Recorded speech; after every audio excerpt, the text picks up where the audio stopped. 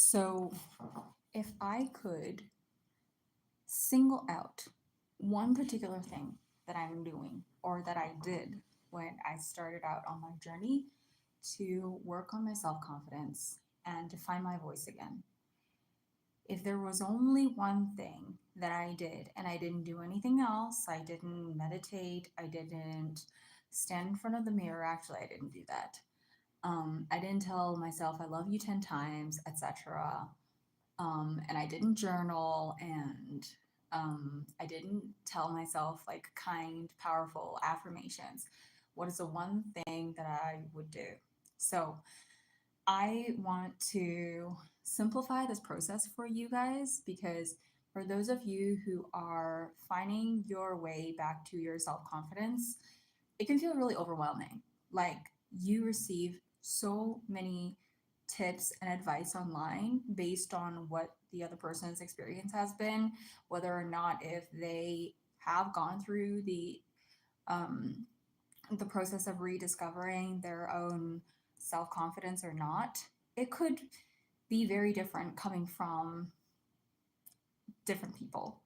So, and a lot of these advice oftentimes can be like a bit of a hit or miss. And so you end up trying everything and you throw yourself in to the deep end of trying things out, experimenting, um, pushing yourself to go to social events, you're making friends, you're exchanging numbers, but then you still find yourself feeling exactly the same way as you went like 20, 30 times ago and wondering why you had not made any progress and wondering like so what is the real secret if you were to really feel the confidence, is it the next thing, is it the next experiment, is it the next tip, is it the next advice that you need to follow, what is it that you're not doing enough of, what about confidence that you're not understanding? So I want to make this really simple for you guys. Like, if there's nothing in the planet that you were doing, at least do this one thing. All right. And the reason I feel that this one thing is so important and is so life changing is because it's not based on just action. There's not enough amount of action you could take. There's not enough amount of events you could attend. There's not amount of enough of conversations you could have with different people or different uncomfortable situations to throw yourself into or comfort zones for you to get out of. There isn't enough of those for you to fully understand what safety feels like in your body.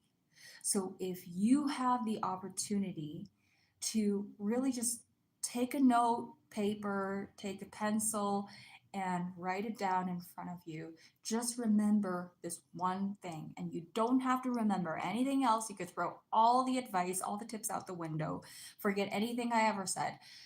This is the one thing that you need to follow, which is your contemplation and your reflection based on every single time when you meet people is going to be so important. Every time when you have a social exchange, every time, or even you don't even have to leverage on new events or new conversations. You could even use some past events and experiences, some memories to work off of that as well.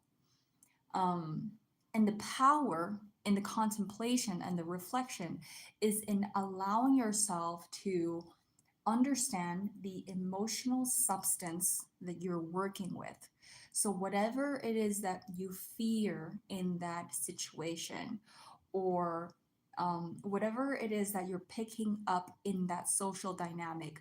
For example, if you notice yourself feeling some kind of inferiority with the opposite gender, if you feel inferiority because other people are more successful than you, or they have more money than you, or you feel inferior, or you feel judged because other people are higher ranked than you, or they know more than you, or at least they may be perceived that way, right? That could stir up a lot of emotions.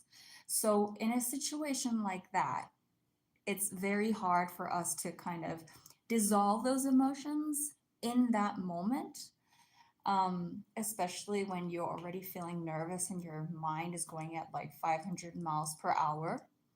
But if you find yourself, being able to go back home, reflect on the experience, you're able to really take that opportunity to reflect back on, okay, what about the situation? Like, really go back into the scenario, go back into the image, ask yourself exactly what about this situation, this person, this dynamic. Was it because I was having a conversation with one person and then maybe another person jumped in and then the third person jumped in, and then before you know it, you're talking to a group and you don't know how to manage the different energies? Or was it because it was something about that person's role or appearance that threw you off and made you feel inferior? And when you start to really dive deep into what exactly was I thinking, because um, when you give yourself the opportunity to understand what you're thinking, you're no longer just assuming everything that you assume to believe is true.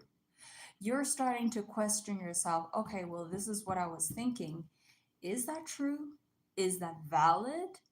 Do I want this to continue to be the case?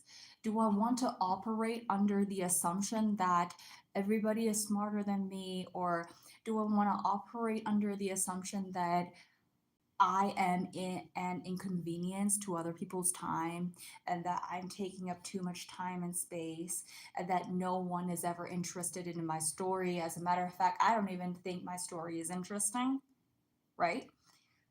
So when we stop to analyze the dialogues that we are having within ourselves, then we give ourselves an opening. It's like when we start to reflect, we then open a portal to invite our own introspection.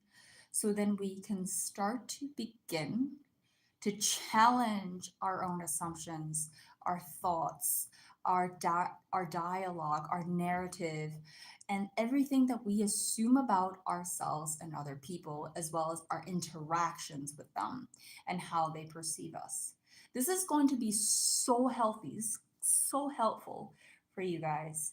If you don't have someone that you're directly working with and you don't know where to start and you feel overwhelmed, and you are receiving advice and tips, and you're just like flooded with information about what confidence is and how you can access it, let me tell you that when you start with working your own awareness, right?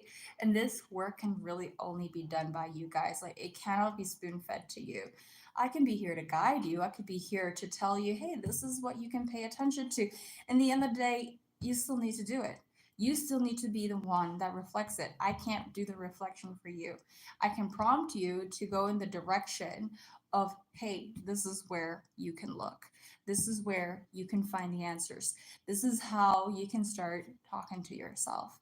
This is how you can start questioning yourself. And then we open that door and you walk through that door and then you start doing the internal work. And that's why we call this internal work, because it is work on the inside.